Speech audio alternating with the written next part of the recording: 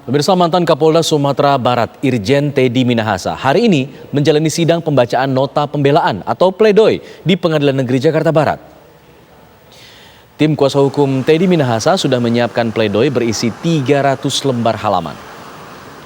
Selain itu, Teddy juga akan menyampaikan nota pembelaan pribadi yang berjudul Sebuah Industri Hukum dan Konspirasi. Kuasa hukum Teddy, Hotman Paris Hutapea, menyatakan dakwaan jaksa harus batal demi hukum karena terdapat banyak pelanggaran serius dalam aspek hukum acara pidana. Sebelumnya, jaksa penuntut umum menuntut terdakwa Teddy Minahasa dengan hukuman mati.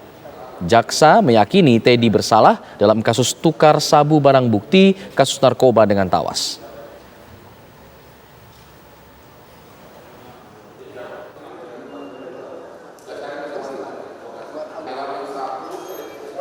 Kita punya pledoi hari ini ada kurang lebih 300 halaman lebih. Kami menyadari bahwa ini perkara narkoba, tekanan publik, pressure publik itu sangat besar.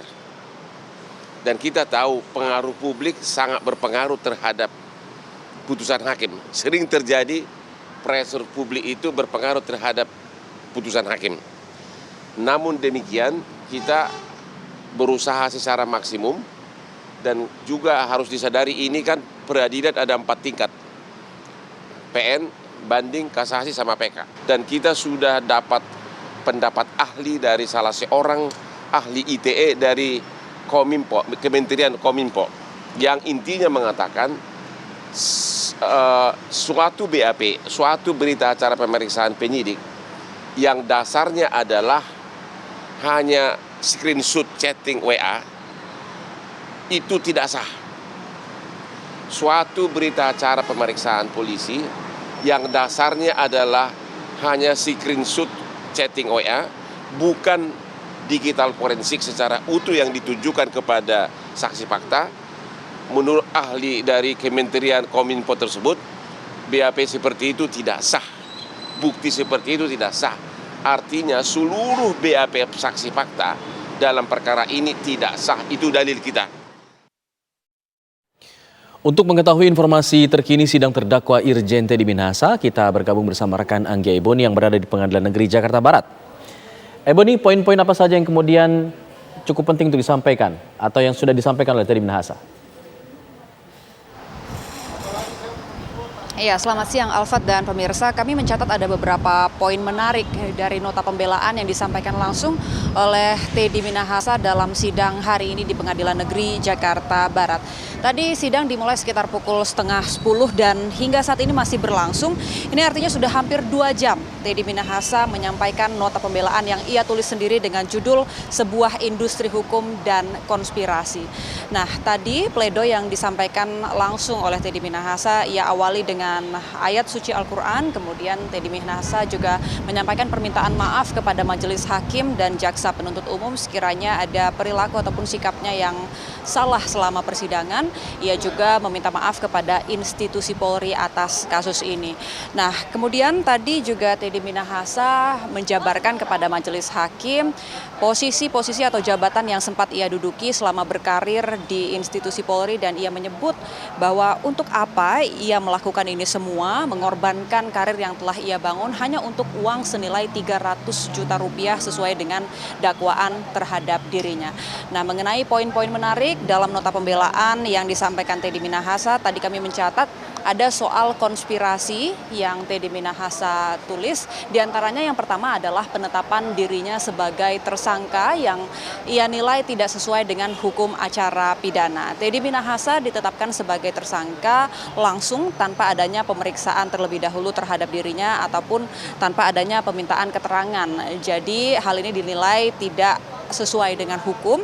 Kemudian juga tidak ada alat bukti yang cukup dalam pembuktian kasus ini, termasuk di awal ketika penulisan berita acara pemeriksaan ataupun BAP ini hanya menggunakan bukti berupa tangkapan layar atau screenshot chat WA dari terdakwa lainnya. Selain itu juga ketika Teddy Minahasa ditangkap, tidak ada barang bukti sabu yang ditemukan ada pada dirinya, melainkan bahkan sabu ini ditemukan bersama dengan terdakwa lainnya, termasuk dalam hal ini mantan Kapolres Bukit Tinggi Dodi Prawiranegara dan Linda Pujiastuti.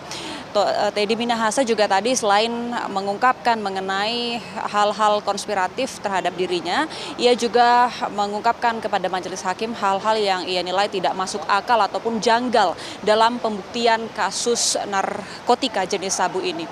Di mana menurutnya jaksa penuntut umum ini gagal ataupun tidak bisa membuktikan di mana penemuan bukti 3 kg sabu di Jakarta apakah memang berasal dari Bukit Tinggi, kemudian juga harusnya ada pembuktian mengenai penukaran tawas dengan sabu yang sebelumnya ia perintahkan terhadap Dodi Prawiranegara.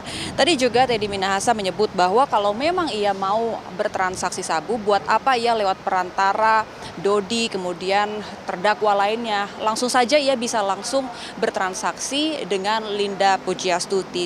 Dan Teddy Minahasa juga tadi menyebut bahwa seharusnya kalau memang ia mau berkomunikasi dengan terdakwa lainnya untuk membicarakan transaksi sabu ini, buat apa ia menggunakan handphone ataupun telepon genggam pribadi yang selama ini sudah ia gunakan. Tadi Teddy Minahasa juga menyinggung soal kekayaan dirinya yang selama kasus ini bergulir juga cukup disoroti oleh masyarakat. Ia diklaim sebagai Kapolda terkaya melalui LHKPN dan ia menyebut bahwa hal itu terjadi ataupun angka tersebut bisa ada karena ia selama ini selalu taat dan patuh untuk melaporkan kekayaannya, dan ia pun berkali-kali menyebutkan bahwa ini merupakan konspirasi yang sudah disetting dan ada yang menyeting mengenai alur kasus ini sehingga dirinya pun terseret dalam kasus narkotika ini.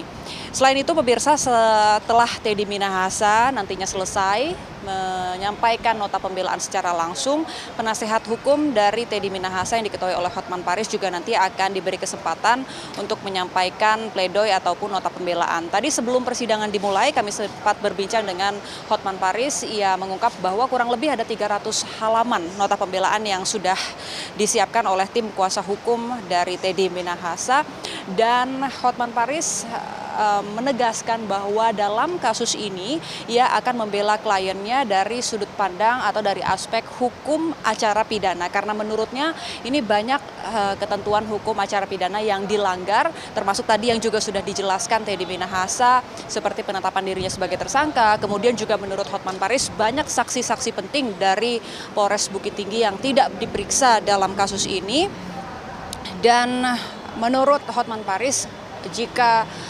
pembuatan BAP saja tidak sah, maka tentunya dakwaan termasuk juga tuntutan ini tidak sah karena dianggap melawan hukum. Nah, sebelumnya Teddy Minahasa ini dituntut oleh jaksa penuntut umum dalam persidangan sebelumnya hukuman mati. Nah, untuk tuntutan ini sebenarnya juga sudah diduga ataupun tidak membuat kaget pihak penasehat hukum. Hotman Paris sebelumnya menyebutkan bahwa biasanya dalam tingkat peradilan pertama atau dalam tingkat pengadilan negeri memang biasanya apalagi dalam kasus narkoba, tekanan publik ataupun opini publik ini sangat berpengaruh kepada putusan hakim, juga ini menjadi opini yang begitu didengar. Jadi ia tidak kaget apabila tuntutan yang disampaikan oleh jaksa begitu tinggi maupun nantinya kalau vonis hakim juga tinggi, ini tidak membuat kaget pihak penasehat hukum.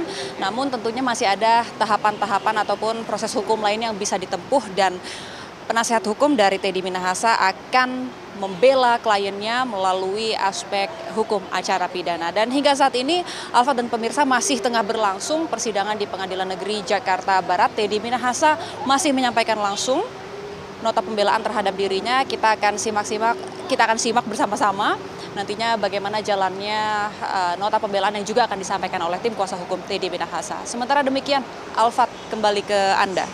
Angga Boni mengabarkan dari Pengadilan Negeri Jakarta Barat.